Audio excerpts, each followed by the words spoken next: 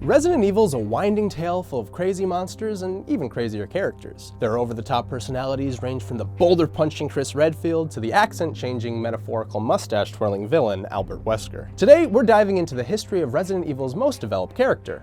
In my opinion, at least. Time to open up the case file for everyone's favorite rookie cop turned secret agent, Leon S. Kennedy. September 29th, 1998, Resident Evil 2. Leon S. Kennedy is just a wide-eyed, 21-year-old rookie cop. He's fresh out of the academy and thirsty to join the Raccoon City police force. However, when the T-virus outbreak sweeps through Raccoon City, Leon is cut off from his point of contact and never receives his assignment. Devoted to his civil service, Leon decides to investigate for himself and arrives to the nightmarish, zombie-infested city. Leon soon meets rad biker badass Claire Redfield, and they both make their way to the police station. Unfortunately, it's far from the refuge they were hoping for. Like the rest of the city, it's completely infested with zombies and monsters galore. Throughout the night, our rookie gets his first taste of action in a way he never could have imagined. Leon unravels the obscure puzzles of the police station, witnesses the tragic zombification of Lieutenant Marvin Branagh, and fails to rescue reporter Ben Bertolucci. He eventually makes his way to the city's sewers, but not without the help of the mysterious Ada Wong. Smitten as a kitten, Leon takes a bullet for Miss Wong, who poor, naive Leon believes is an FBI agent. Ada even dupes him into helping her find the dreaded G-virus. After a little rest, Leon infiltrates the ultra-incriminating research lab Nest, owned by Umbrella. He discovers that they're responsible for this whole outbreak in the first place. This is all while being stalked and attacked by the relentless Mr. X Tyrant and the constantly mutating William Birkin. After temporarily neutralizing Birkin, his wife, Annette, reveals Ada to be a mercenary. Leon confronts Ada, but after a brief lover's quarrel, Annette shoots Ada and she falls to her doom. Fortunately for him, she survives this fall bullet wound combo and comes back to save Leon by tossing him a rocket launcher. With his newfound firepower, Leon finishes Mr. X off once and for all. Leon, Claire, and William Birkin's far more friendly daughter, Sherry, escape the facility via train as it explodes. They take down sneaky stowaway William, escape one final explosion, and get out of the city to safety once and for all. Sadly, the horrors he witnesses will forever rob Leon of his innocence and haunt his dreams on a nightly basis. Leon's questioned by the US military and recruited as a special agent due to his wild experience from his first, and last, day of work at the RPD. Leon vows to work on taking down Umbrella. If only he knew how the next 2 decades would shake out for him. November 22nd through December 27th, 1998, Resident Evil Survivor and Resident Evil Code Veronica. Leon sends spy Ark Thompson to Sheena Island to gather intel on Umbrella, but that game is terrible and you don't even get to play as Leon. He also takes a backseat in Code Veronica. Leon receives a distressing email from Claire Redfield and sends her brother Chris to Rockford Island, indirectly saving the day in the amazing game that should have been Resident Evil 3. Oh yeah. Fight me in the comments. Resident Evil Gaiden. Soon after, Leon is sent to investigate Starlight, an ocean liner with a rumored Umbrella bioorganic weapon on board. Sure enough, the ship faces a viral outbreak resulting in zombies. Now it's up to our boy Leon. Wait, Resident Evil Gaiden isn't canon? Game Boy Color gets no love.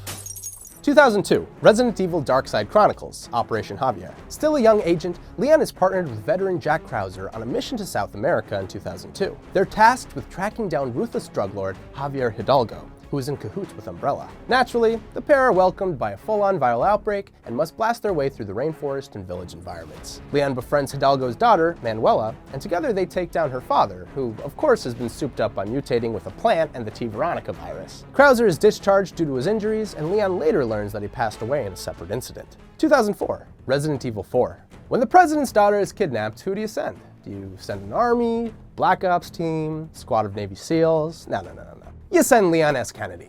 Leon is sent into an undisclosed location in the heart of Spain to rescue Ashley Graham, kidnapped not by Umbrella or zombies, but some sort of cult named Los Illuminados. Though it's kinda Leon's fault, he was assigned to protect the Graham presidential family in the first place and clearly made a blunder. So wait, did Leon replace the entire Secret Service?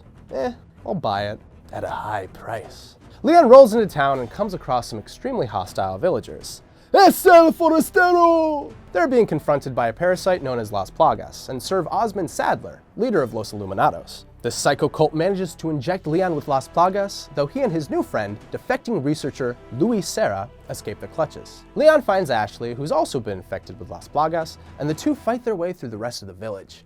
Well, Leon fights at least. Eventually, he takes down the village chief, aka the Big Cheese, Bitores Mendez. The two rush to a castle run by Ramon Salazar. Leon runs into his old friend and muse, Ada Wong, who seems somewhat happy to see him. Ashley's kidnapped, again, and taken to a military island base. Terrified at the thought of even more paperwork for another abduction, Leon chases after her, but not without taking down his lowness, Salazar, first. Sadly, he loses his buddy Luis. Luis! Damn it, Leon. Even as he's dying, you can't say his name correctly. At the military base, Leon meets up with suddenly not dead Jack Krauser, who seems somewhat unhappy to see him, and that results in an awesome knife fight. QuickTime events. Leon takes his monstrously deformed ex-partner down, then rescues Ashley and expels Las Plagas from their bodies with a convenient radiation machine. With a little help from Ada once more, Leon blows up Osmond Sadler with a rocket launcher and jet skis away with the president's daughter safe at last, rejecting the offer for overtime. 2005, Resident Evil Degeneration. Harvardville Airport is facing the worst type of mass flight delay imaginable. You guessed it, T-virus outbreak. Leon's assigned as the special agent in charge of the task force that comes to the rescue. Sadly, they only saved 5 survivors, but one of them is his old pal Claire Redfield. It's crazy the people you run into at the airport. Leon goes on to take down another G-virus mutated disgruntled scientist, this time in the form of Curtis Miller. Though instead of Umbrella, this brain works for Wilpharma, a pharmaceutical company allegedly working on a vaccine for the T-virus. Leon soon uncovers and exposes Wilpharma head researcher Frederick Downing as the man responsible for T-virus bioterrorism and vaccine sabotage. Downing's scheme to boost his company's stock is foiled and Leon helicopters away, having saved the day once again, until 2011. Resident Evil Damnation. Leon's enjoying some much-deserved vacation time only to be ordered to the Eastern Slav Republic on a daring anti-bioterrorism mission amidst the country's civil war. Tragically, the US military changes their mind about the mission as soon as he arrives and wants him to pull out, but Leon simply isn't having it.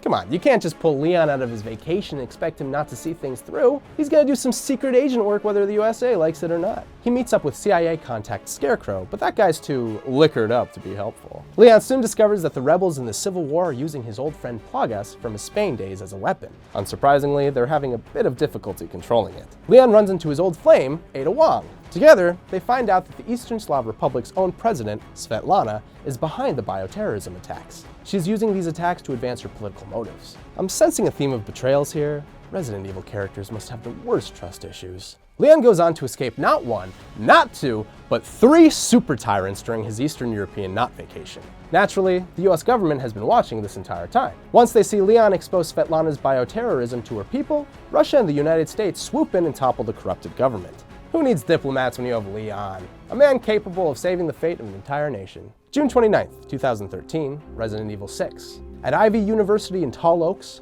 Leon is protecting US President Adam Benford as he prepares to reveal the truth of the Raccoon City incident to the world. Unfortunately, the POTUS gets a bad case of the zombies from a surprise bioattack, and Leon has to put down his very own commander-in-chief.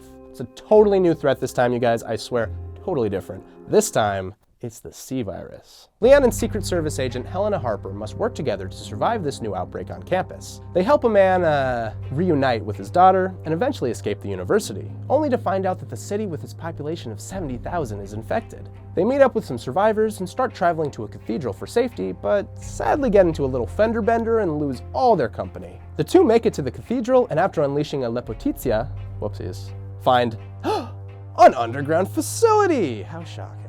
There, they meet Helena's sister, Deborah. She, of course, mutates, but is taken down with the help of Leon's old friend and muse, Ada Wong. I swear, they've been stretching out this whole will they or won't they situation worse than some sitcoms. Leon and Helena are accused of causing this whole mess by National Security Advisor Derek C. Simmons before battling a zombie shark hunting them through flooded underground tunnels. So many fears baked into one sentence. After surviving this absolute madness, the two witness Tall Oaks getting the Raccoon City treatment, complete and total annihilation to cover up government blame. Our duo tracks down the suspicious advisor Simmons to China on June 30th, but meet a bit of turbulence up in the air. After crashing the zombie-infested plane in a cargo bay, they go on a new series of misadventures in China, including a reunion with an all-grown-up and totally not scarred Sherry Birkin. He also has a tense meeting with Claire's brother, Chris. They almost kill each other, but I can't really blame Leon. He thought Chris was about to kill Ada Wong, or at least who he thought was Ada Wong. Leon and Helena track Simmons down. Despite being mutated via the C-virus, Leon and Helena are able to neutralize him for the time being. A missile is detonated over the city containing C-virus gas, forcing Leon and Helena to make a mad dash for an escape. They eventually manage to get a hold of a helicopter, but maybe shouldn't have replaced the pilot. Zombified or not, as you might imagine, they crash shortly after into the Quad Towers where they have a final confrontation with Derek Simmons. With the help of Leon's old friend and muse, the old trusty rocket launcher, they defeat him for good. Leon and Helena are absolved of blame for the outbreak and live happily ever after, but not together. Leon's heart will always belong to Ada. He gets a good deserved rest until Resident Evil Vendetta. Sometime later, Leon is part of an operation combating BOWs in Washington, D.C. when the mission goes horribly wrong. Our hero is forced to kill zombified versions of his entire squad and turns to alcoholism as a way to cope. It isn't until former STARS operative Rebecca Chambers is kidnapped that Leon sobers up. Now more perked up, Leon teams up with Chris Redfield and chases bioterrorist Glenn Arias to New York City alongside Chris Redfield. The two foil plans of an outbreak within the Big Apple by destroying various tankers containing the airborne trigger for the brand new A-Virus. Leon goes on to hold back a ridiculous horde of zombies in epic efficient fashion, allowing Chris to go after Rebecca. Chris isn't able to take down Glenn Arias by himself, unfortunately, and Leon needs to come to the rescue, taking down the big bad with an exploding motorcycle. I guess the rocket launcher was starting to feel a little stale at this point. So yeah, Leon S. Kennedy is quite accomplished for a man first introduced to such a naive, adorable rookie. I mean, he went from tank controls to action movie hero, literally running from exploding debris and diving onto a helicopter. And with the popularity of the Resident Evil 2 remake, it doesn't look like his adventures will be slowing down anytime soon. Who is your favorite Resident Evil character and why? Make sure you let us know in the comments. And for more Resident Evil analysis, check out our Then vs. Now for Resident Evil 2, and be sure to subscribe. I'm your host Marcus, signing off for The Leaderboard, your home for video game facts.